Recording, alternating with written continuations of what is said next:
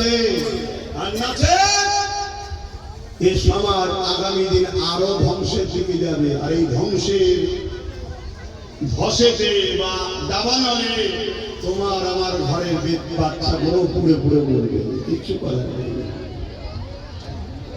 দিন কায়েমের পথে যারা অভিযোগ, তারা হলো আল্লাহর প্রিয়জন।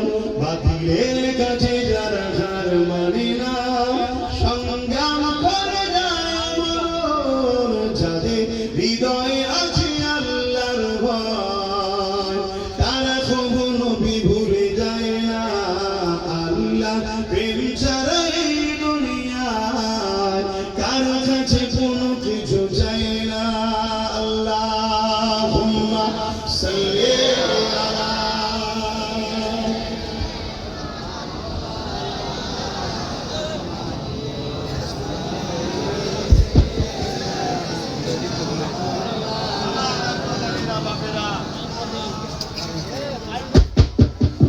আমার আব্বা জানেরা বাপেরা মন দিয়ে শোনেন, তাহলে সেদিন এজিদ বি মুসলমানও ছিল, আজও এজিদি মুসলমান আছে না না? সেদিন এজিদ ছিল, আজও এজিদের উত্তরসূরিরা আছে না না? এজিদ অত্যাচারী, জালিম, স্বৈরাচারী, ইসলাম বিদেশি বিদ্বেষী শাসককে বলা হয় এজিদ। কথা বুঝে আসছে? আজও অত্যাচারী, জালিম শাসক আছে না না? দুনিয়া জুড়ে দেখুন এমন আছে না না?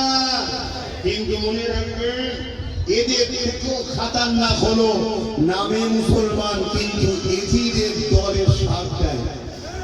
এরকম আছে না না?